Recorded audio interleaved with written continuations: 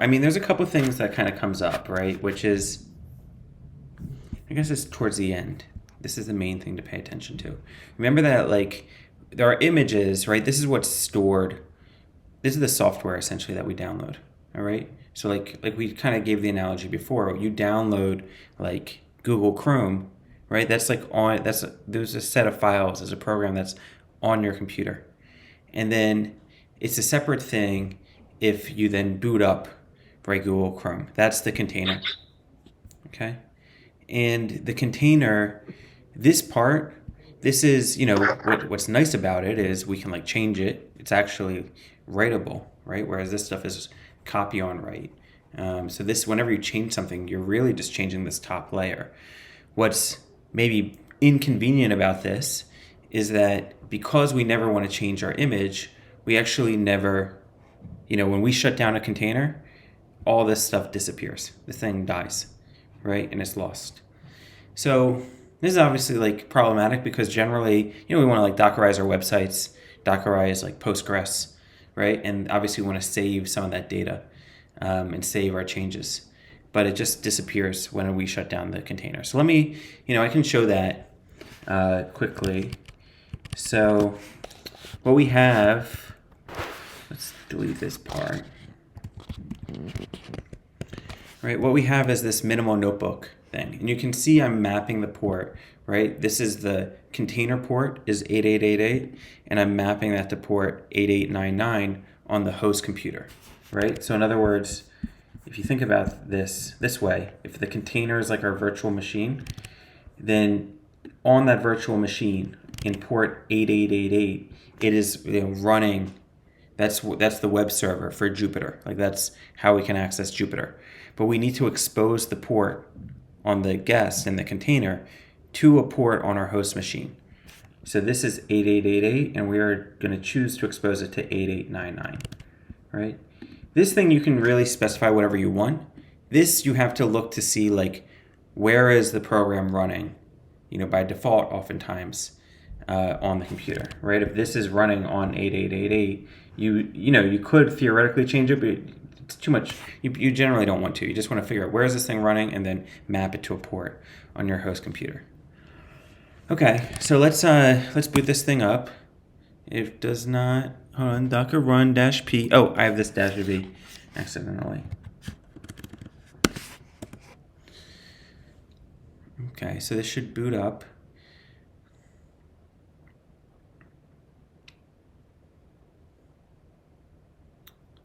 Here we go. All right. So one thing just to show, this is like particular to like the Jupyter Docker container, right? The way that you can like access it, it can be a little confusing. What I do is I'll copy and paste, copy this whole URL. We will paste this in. And now just remember, right? So with Jupyter, it gives you this token, right? That comes with like saying how to access this thing. This token is basically like a password that you pass through. The issue is that we have mapped it to port 8899, right? But we still need to kind of like provide this token as the password. The only difference is we have to change the port number to 8899. So let's do that, right? Because on our host computer, this thing is running on 8899, but we still need to provide this token. All right, so I just copy and paste it, and then I just change the port number.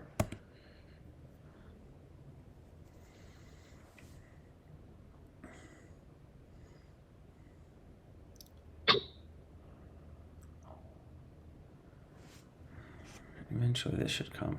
There we go. All right, so remember kind of like what's happening while we wait is that, we've downloaded this Jupyter software, and while we boot it up, that means we have this container, this top layer, that's now being added. And so if we, I guess I'll keep waiting. This is weird. Let's refresh.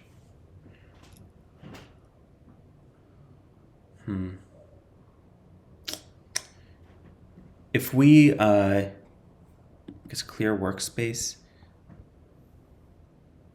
I don't know why it's, maybe I have to shut down something. Give me 1 second.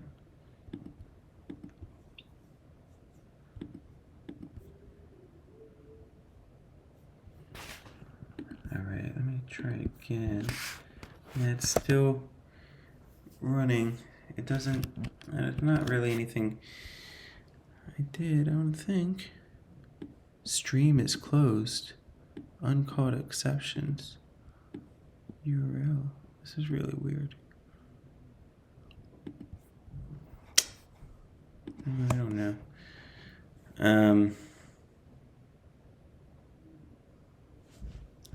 Let me try it in maybe incognito mode. It's the only thing I can think. And then we can also boot it up again.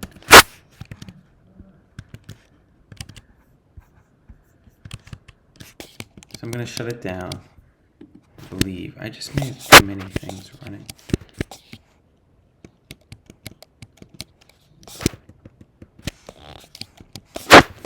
All right, if I want to stop this, let me share. So if I want to stop this, right, like you can see it's not stopping, right? So what I should do is do Docker PS to ideally see the list of running containers. I think it's my Docker that's just like running really slowly. Oh, like maybe it's because all this stuff is up. Okay. So now let's do this. It probably has to do with the fact I have all these Docker containers running because I'm playing around with Airflow in preparation for what we'll be doing in like a week or so. Okay, so let's Google how to stop all Docker containers, because it is like a little tricky. And let's do Stack Overflow. Yeah, this is what I'm looking for. There's like this Docker PSAQ, I think will list all the containers, and then from there we can pass all the containers into the Docker remove command, right? So let's take a look at this. You can see how slow everything is. So this will, see that it's listing all the containers that are running, and let's do Docker remove it.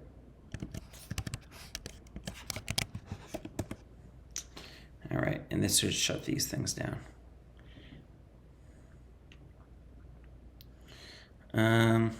All right, well, some of them, and let's just also do Docker compose down. This is a different kind of service that we'll be exposed to. Okay, this is more successful. All right, so hopefully this helps us. So what do we want to do? We have this, if we look at Docker image ls, we can see that we have this SciPy notebook. We also have this Jupyter notebook, right? What we wanted to do was do Docker run Jupyter minimal notebook -p, right? And we're gonna map, I think it's the 8888, it's the host computer, I believe, to the container port. Let's try that. And maybe this will be more successful. So these are shutting down. Okay, now how do we get to this? We just copy and paste the URL, and we should change this port to 8899.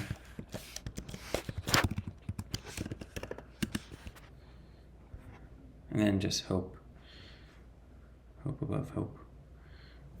There we go, beautiful. Okay, so notice nothing is in here, right? It looks like we can see what directory in Docker we are kind of like currently in by typing pwd, right? So we're in this home/jovian/work. Remember, if we wanted to like, explore Docker, we can look at our containers that are currently running, right? So we have this one. It's this upbeat Gauss, and we can sh into it, right? Docker exec -it, the name of the container, followed by bash. And then we can ideally, kind of move into here. So here we are, and notice this is where we're home/home/jovian/work. So this folder right here, this /work folder, that's where it's putting the notebooks, right? If I look inside the work folder, that's where we'll see this untitled.ipynb. Now, if we just like put, hello world here, and then we, exit out of here, and we shut down the container, the next time that we boot this thing up, that notebook with hello world in it, that will be lost, right? Because as we know, every time that we shut down a container, this top layer is going to be destroyed. So let's go through it again. Let's take a look, see if it's there. 8899.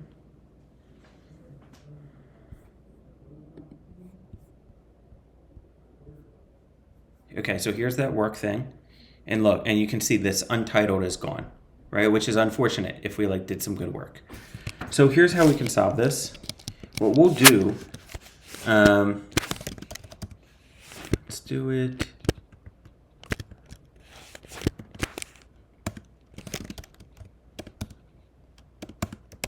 Here in this practice folder. All right, so there's nothing in here. What we'll do is we will take a folder inside the container and say whatever is written to that folder, there will be like a portal essentially to a corresponding folder on our host computer. So in other words, that /home/Jovian/work folder, we're going to want to map that to something in our host computer. And whenever we write something to that folder in the container /home/Jovian/work, that's actually going to be written to a folder on our host computer. That way it's not going to be destroyed, because when the container dies, we'll still have the contents over here. All right? Let's see how that works. We can do that by doing our docker run command again, but this time we'll do -v, and then we just need to say like, what is the directory on the host computer we want to map onto the container. So here we'll say the present working directory. Okay, and we're going to map the present working directory on the host computer to a specific directory, on the container. So that'll be /home/Jovian/work. And now this time when we go here,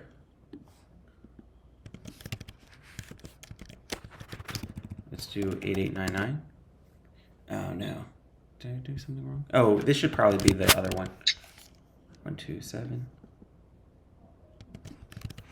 Yeah, for whatever reason it doesn't work with that one.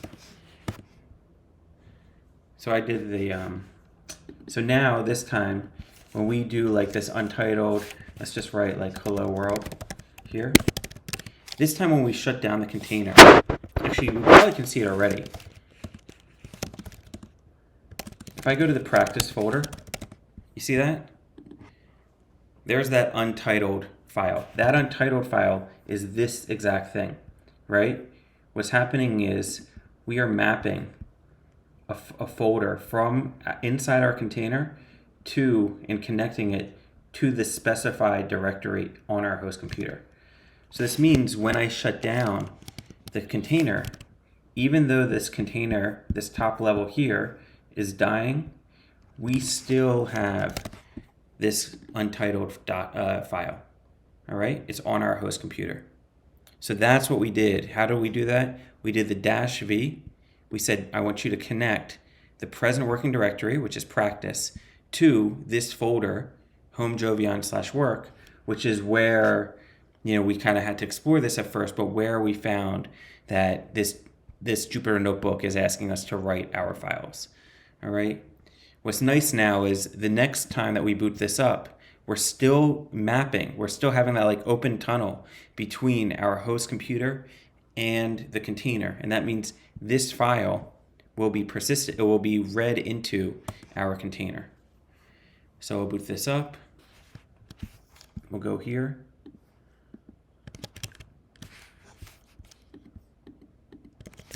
/8899. Right, and this time we should still see the untitled file. There it is, and there is still our hello world. Right, so this is how, even though our container dies, every time we shut it down, we can specify what we want to contain. All right, what we want to hold on to. In this case, the way that we're doing that is saying we're mapping it to this directory, and we're doing that with this $pwd. What's kind of annoying about this is like Docker, like we can run this container from anywhere. We can run Jupyter Minimal Notebook from anywhere, but we have to now like be in this directory on my host computer for this to like work. Another way that we can do this, instead of mapping this to a directory, we can map it to effectively the container to like what I think of as like a box, right? So previously, what we did was we took the directory and we mapped it literally to something on the computer. This time, what we can do is imagine there's like a box inside Docker, and we're going to map all the files to that box. And that box is called a volume in Docker. So you can do, if volumes is like another resource. So you can do like Docker volume create and create a volume, right? So we can create a volume called like our Jupyter stuff or something like that. Or let's go like Jupyter files. Okay? And now when we do the map something to that specified directory in the container, this time we won't specify a directory, we'll just simply write the name of the volume. So the name of the volume was Jupyter files. Okay? And now this box is what's going to point to /home/jovian/work. Okay? Currently this box is empty, by the way. So that means like we will see that when we boot this up, even though we're still in the practice directory, we're no longer connecting practice to this folder. We're connecting this empty box to it. So we'll go here. We'll do this. Let's do this somewhere else. 1299. And when we go here, there'll be nothing in here because there's nothing in that volume. But now this time when we write, let's say like stuff in our volume, okay? And then we shut down that. Everything in this /home/jovian directory is going to be saved in the volume. So now this time when we boot it back up, we'll see that same document. All right, we should see this. Let's take a look. We're in that directory, home/jovian/work, right? And there's that same file. So these are two different mechanisms. Volumes is preferred. Okay, using the volumes is preferred because it keeps stuff in the Docker ecosystem. It's not dependent on, right? We can run this same command, this command right here, from anywhere. We don't have to be in a specified directory or anything like that, right? And if somebody messes with it, like just, doesn't know any better, changes the contents of the practice folder, right? That would do something we didn't expect, right? Like this Docker container depends on that in a way. But this way we're keeping everything in the Docker universe, right? And we kind of have to specifically destroy it. Like we want to get rid of the volume. It works just like everything else. You can do Docker volume ls to list all the volumes, and then you can delete, I think it's probably Docker volume. Let's just type in, you can see Docker volume rm, right? To remove. And then, let's see, what was it called again? Jupyter files. So Docker volume rm to delete the contents that it's currently in use. Generally, when you get something like that, you can do remove -f. I guess I can't. So I'll have to find the container, shut it down, and then get rid of it. All right. Let's look. It's weird. I don't see it being in use by anything, but maybe it is. All right, that's fine. So anyway, what did we learn? Right, we learned that basically we have this problem with persisting stuff in Docker because by default, what it's doing is it's always going to shut down our container, right? Every time we close out, like stop a container, this top layer dies, right? Gets destroyed. We're left with just the image, right? So anything that we changed or did, that's gone. So we have to override that. And there are two options for overriding it. The way to do it is by adding this extra flag. And again, just like kind of mapping a port, this is our host port to the container port. Here we're mapping something from the outside, either like a directory, and you did the directory with just simply like $pwd to map this practice directory to this folder in the this folder in the container, or you can map like a volume, right? For the volume, you just write the name of the volume. And before I did like Docker volume create to create a new volume, but you can also just specify a volume that previously didn't exist right here, and it will create that for you on the fly. All right. So here I did not first do Docker volume create. I just simply like specified a new volume, and that also will work fine. I don't have to change this 99. And this will now have, when we shut down, we should see that we have a new volume called new volume. Docker volume ls. Here's our new volume. Okay, so this is just a way of specifying what do you want to hold on to in your container, whether it be, through the volume or through this other thing with a $pwd. This is called bind mounting. All right, where you specify a directory on your computer.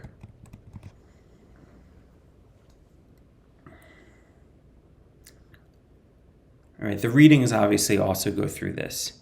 But questions about this before I put you into breakout rooms?